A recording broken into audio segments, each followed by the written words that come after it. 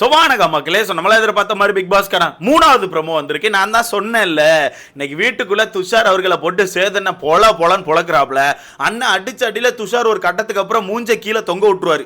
மூஞ்ச கீழே தொங்க விட்டு இல்லனே, ஓகேனே, ஆமாண்ணே, ஏன் தப்பு தானேன்னு சொல்லிட்டு அப்படியே ஒரு மாதிரி கண் கலங்கி நிற்பாரு. அந்த லெவலுக்கு இன்னைக்கு சேதனை போட்டு பொழந்திருக்காப்ல. ஆக்சுவலா இந்த இடத்துல பொழக்க வேண்டியது அரோராவை தான். அது உங்களுக்கே தெரியும், அந்த பொண்ணை தான் தூக்கி போட்டு பொழந்திருக்கணும். ஏன்னா இவ்வளவு பிரச்சனைக்கு காரணமே அந்த பொண்ணு தான். சத்தம் கட்டாம இருக்காம ஒருத்தனை பிடிச்சி வா கக்கூஸ்குள்ள போலாம், உதரவா நீடிச்சு இழுத்து, அது மட்டும் இல்லாம பெருசா இருக்கா சிறுசா இருக்கான்னு டபுள் மீனிங்ல பேசி காமம் கொஞ்சம் காட்டு கொஞ்சம்னு சொல்லிட்டு பாட்டை பாடி இந்த மாதிரி கன்றாவியான வேலையெல்லாம் பார்த்துட்டு இருக்காங்க. அந்த கன்றாவியான வேலைக்குள்ள இவரும் துணை போய் இவரும் கூட்டு சேர்ந்துக்கிட்டாரு. அதனாலதான் இந்த அடி. ஓகேவா, அந்த பொண்ணை கூட்டு ஒரு ஏதாச்சும் வான் பண்ணா அந்த பொண்ணு அழுதுட்டு வீட்டுக்கு போயிருமோன்னு சொல்லிட்டு பயப்படுறாங்க போல. அதனால அந்த பொண்ணை வந்து எதையுமே சொல்ல மாட்டேங்காங்க. அப்படியே பொத்தி வளர்த்த மேகலை அப்படின்ற மாதிரி அந்த மேகலை உள்ளே உட்கார வச்சிருக்காங்க. சரி, ஓகே. இந்த ப்ரோமோல பாத்தீங்கன்னா நம்ம சேதனை வந்து 2-3 கொஸ்டின் கேட்கறாங்க. முக்கியமா அந்த ப்ரோமோல கடைசியில் அண்ணன் ஒரு கொஸ்டின் கேட்காப்ல. அந்த கொஸ்டினை பார்த்து நல்லா செதறிட்டேன். என்ன கேட்பாரு தெரியுமா? லாஸ்டா எனக்கு ஒரே ஒரு விஷயம் மட்டும் புரியவே இல்லை. இந்த வீட்டுக்குள்ள நீங்க என்னதான் பண்ணிட்டு இருந்தீங்க, என்னதான் பண்ணலான் இருந்தீங்க, எனக்கு புரியல.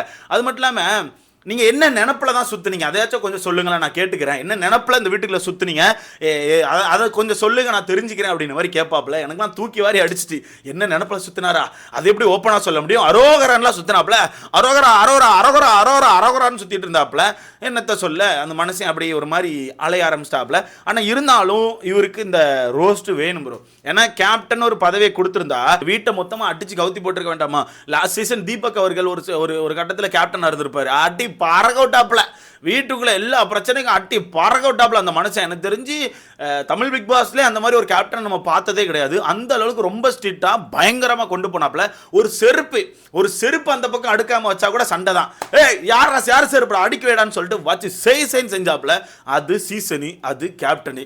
இது சீசனா, இவர் கேப்டனா அப்படின்ற மாதிரி தான் இருக்குது. இதில் அண்ணன் ஃபர்ஸ்ட் என்ன கேட்குறாருன்னா, ஒன்று சொல்கிறாப்புல, இந்த வீட்டோட முதல் கேப்டன் நீங்க, அப்போ நான் வந்து ஒரு பெரிய எதிர்பார்ப்பு உங்கள் மேலே வச்சுருந்தேன். நல்ல ஒரு ஸ்டாண்டர்ட் செட் பண்ணுவீங்கன்னு சொல்லிட்டு பயங்கரமான ஒரு எதிர்பார்ப்பு வச்சுருந்தேன். பட் நீங்கள் அந்த மாதிரி எதுவுமே பண்ணல, அந்த மாதிரி எந்த ஒரு விஷயத்தையுமே பண்ணலன்னு சொல்றாங்க. ஏன்னா அது கரெக்ட் தானே. இப்போ இந்த சீசனோட முதல் கேப்டன் நம்ம துஷார் தான். அப்படி இருக்கும்போது அவர் என்னென்ன விஷயங்களை பண்ணி கொண்டு வராரோ அதை தொடர்ந்து தான் ஒவ்வொருத்தவங்க மாற்றி கொண்டு வந்துட்டு இருப்பாங்க. இப்போ துஷார் அவர்கள் ஒரு சில ரூல்ஸை போடுறாருன்னு வச்சுக்கோங்களேன். செருப்பை இங்கே அடுக்கணும், பேக்ஸ்லாம் இங்கே தான் இருக்கணும், துணிலாம் இங்கே கடக்கக்கூடாது, இந்த மாதிரி விஷயங்கள் ரொம்ப நீட்டாக இருக்கணும்னு சொல்லிட்டு ஒரு ரூல்ஸை போட்டாருன்னா அடுத்தடுத்த வாரங்கள் அந்த ரூல்ஸையும் ஃபாலோ பண்ணி, அப்போ துஷாரே ரூல்ஸ் போட்டானா அப்போ நம்மளும் ரூல்ஸை போட்டு இந்த வீடை கொஞ்சம் இன்னும் நீட் பண்ணணும்னு சொல்லிட்டு அடுத்த கேப்டன் இன்னும் கொஞ்சம் ரூல்ஸை போடுவாங்க. பட் இந்த கேப்டனை பொறுத்த வரைக்கும் இல்லை, நான் தலை தான், பட் தருதலை. நான் வந்து எந்த ஒரு வேலையும் பார்க்க மாட்டேன், யார் பிரச்சனைகளும் போக மாட்டேன், நானே ஒரு பிரச்சனை கூட தான் இருக்கேன்னு சொல்லிட்டு அரோரா கூட இருந்தார தவிர எந்த ஒரு விஷயத்துலையும் போய் தலையிடலை.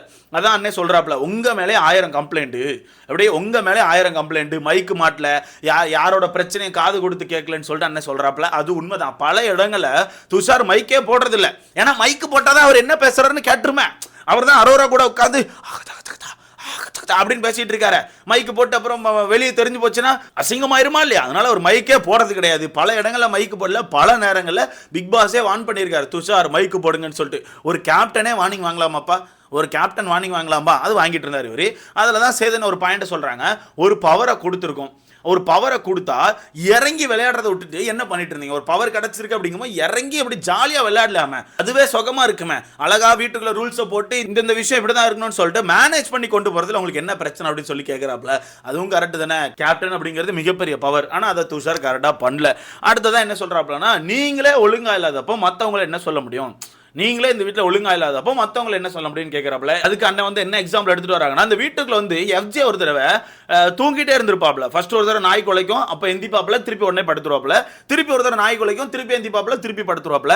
இந்த இடத்துல கேப்டன் என்ன பண்ணிருக்குன்னா, ஃபர்ஸ்ட் நாய் குலைச்சோன்னே யார் தூங்குறான்னு சொல்லி பார்த்து அவங்களை எழுப்பி விட்டு ஏதோ ஆக்டிவிட்டி பண்ண வைக்கிறதோ, இல்லாட்டினா சுறுசுறுப்பா ஏதாச்சும் வேலை வாங்குறதோ இந்த மாதிரி பண்ணியிருக்கலாம். பட் நம்ம கேப்டனை பொறுத்த வரைக்கும் அவர் ஆக்டிவா இல்லை. எது அந்த கேப்டன்சில ஆக்டிவா இல்லை, அவர் ஆக்டிவா இருந்தார். எங்க இருந்தார்? அரோராட்ட ஆக்டிவா இருந்தார். அதனால அவர் வந்து அங்க பண்ண முடியல. நாய் குலைச்சாலும் பரவாயில்ல, என்ன நடந்தாலும் பரவாயில்ல, நாய் வீட்டுக்குள்ள வந்துட்டு எவனை கடிச்சா கூட பரவாயில்ல, நான் வந்து அரோராவை தான் கடிப்பேன், அரோரா கூட தான் இருப்பேன்னு சொல்லிட்டு அங்கேயே இருந்தாப்ல. அதனால நம்ம அதில் ஒன்றும் சொல்றதுக்குல. கடைசியாக தான் அண்ணன் இந்த கொஸ்டினை கேட்குறாப்புல, எனக்கு நீங்க என்ன பண்ணீங்கன்னே தெரியல, எனக்கு நீங்கள் இந்த வீட்டுக்குள்ள என்ன பண்ணிட்டு இருந்தீங்கன்னா சுத்தமாக தெரியல. என்ன நினப்பில் இந்த வீட்டில் நீங்கள் சுற்றிட்டு இருந்தீங்க, என்ன நினப்பில் நீங்கள் சுற்றிட்டு இருந்தீங்க, அதையாச்சும் சொல்லுங்க, நான் கேட்குறேன்னு சொல்லி கேட்குறாப்புல. ஓப்பனாக சொல்லிடு துஷார், ஓப்பனாக சொல்லிடு. இது வந்து மறைக்கிறதுக்கு எதுவுமே இல்லை, ஓப்பனாக சொல்லிடு. ஆமாம் ப்ரோ, நான் வந்து அரோரா நினப்பில் தான் சுற்றினேன், எனக்கு அரோரா வந்து ஆமாம் அப்படின்னு சொல்லிடு. நீ வந்து அது கூச்சப்படாத, சரியா? நீ கூச்சப்படாமல் சொல்லிடு. என்ன பெரிய இதாகிற போது, அப்போ ஒரு இதுவும் கிடையாது, நீ பாட்டு சொல்லிடு. நீங்கள் என்ன இல்லைன்னா கமர்தீனை கூட்டு வேணா பேச சொல்லவா, அவர் தான் பெரிய பெரிய பரம்பரையிலேருந்து வந்திருக்கேன்னு சொல்லிட்டு இருக்காரு. அவர்கிட்ட பேச வேற இந்த வீட்டில் யாருக்கு தகுதி இருக்குன்னு வேற தெரியலையே. அதை வேற போக போக நம்ம கண்டுபிடிக்க வேண்டியிருக்குது.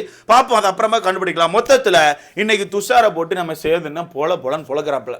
ஆக்சுவலாக நீங்கள் நினைக்கலாம், கண்டிப்பாக கமெண்ட் செக்ஷன் வந்து இப்போதைக்கு யாராவது போடுவீங்க, ப்ரோ இதில் கண்டிப்பாக அரோராவையும் இது பண்ணிருக்கலாம் ப்ரோ, அந்த பொண்ணு தானே ப்ரோ உட்காந்து இவனை கூட்டு வச்சு டபுள் மீனிங்கில் பேசுறது, கையை பிடிச்சி இழுக்கிறது, தொடையை பிடிச்சி இழுக்கிறது, காதை கடிக்கிறது, கழுத்தை கடிக்கிறதுன்னு சொல்லிட்டு எல்லா விஷயத்தையும் பண்ணா. அப்போ அவளையும் திட்டணும்ல ப்ரோன்னு கேட்டிங்கன்னா அவளை திட்ட மாட்டேங்காங்க. ப்ரோ நான் என்ன பண்ணேன், அரோரா வந்து எதுவுமே சொல்ல மாட்டேங்காங்க. ஒருவேளை பயப்படுறாங்கன்னு நினைக்கிறேன். ஏன்னா முதல் வாரத்திலேயே சேதன்னு அரோராவை பார்த்து என்ன எதுவுமே கை தூக்கி எதுவும் சொல்ல மாட்டேங்கிங்க, சும்மா உட்காந்துருப்பீங்களா, இதுக்கு தான் வந்தீங்களான்னு சொல்லிட்டு சும்மா தான் பேசியிருப்பாப்புல. அதுக்கே கேமரா முன்னாடி போய் ஓ நான் வீட்டுக்கு போகிறேன், இவர் இப்படி பேசுகிறேன் நினச்சி கூட பார்க்கல, ஓ நான் வீட்டுக்கு போகிறேன் அப்படின்னு இருப்பாங்க.